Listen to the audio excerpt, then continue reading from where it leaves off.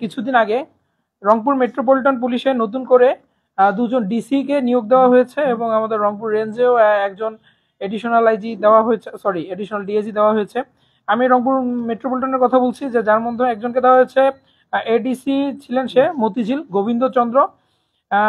আপনারা সকলেই জানেন যে মতিঝিলের মতো একটা জায়গায় যেখানে নৃশংসতার ঘটনা, এই 24-এর যে জুলাই বিপ্লব যে নৃশংস ঘটনা, তার মধ্যে অন্যতম ছিল মতিঝিল।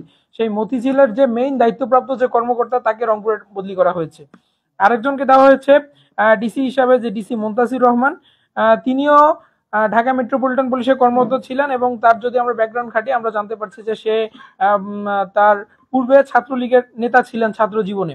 তা আমরা যে স্বরাষ্ট্র উপদেষ্টা আছে, আমরা আমাদের জায়গা থেকে নক করার চেষ্টা করেছি, কিন্তু আমরা দেখতে পাচ্ছি যে এখন পর্যন্ত তাদের যে এই কার্যক্রম বা তাদের যে বদলির আদেশটি বাতিল করা হয়নি। আমরা আপনাদের মাধ্যমে যথাযথ কর্তৃপক্ষকে জানিয়ে দিতে চাই, অনতিবিলম্বে তাদের এই বদলি আদেশ বাতিল করা হোক এবং রংপুরে যদি তারা কোনোভাবেই জয়নিং এর চেষ্টা করে, বৈষম্যবিরোধী ছাত্র আন্দোলন রংপুর মহানগর তা শক্ত হাতে প্রতিরোধ করবে। এবার আসে আমাদের যে পরের বিষয়। আপনারা সকলেই জানেন যে রংপুর প্রেস ক্লাব নিয়ে গত 2-3 দিন থেকে একটি বিশৃঙ্খলা চলছে। বৈষম্যবিরোধী ছাত্র আন্দোলন সবসময় যৌক্তিক দাবির পক্ষে। আমাদের যারা পেশাদার সাংবাদিক আছেন, পেশাদার সাংবাদিক ভাই বোনদের সাথে আমরা সবসময় আছি।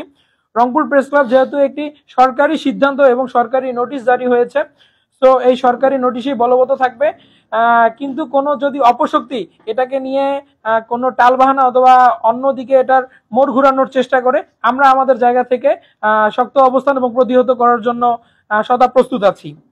আমরা এখন আমাদের আসি যে আমাদের বৈষম্যবিরোধী ছাত্র আন্দোলন রংপুর মহানগর যে কমিটি আছে, আমরা রংপুর মহানগর কমিটি রংপুর মহানগরের জন্য বেশ কিছু বিষয় নিয়ে কাজ করে যাচ্ছি।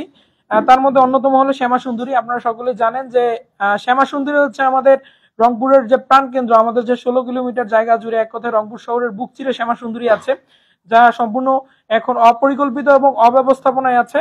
এই শ্যামা সুন্দরী দ্রুততম সময়ের মধ্যে আমরা যাতে একটি সুন্দর পরিকল্পিত হিসাবে করে তুলতে পারি, সেই লক্ষ্যে আমাদের রংপুর মহানগর কমিটি কাজ করে যাচ্ছে।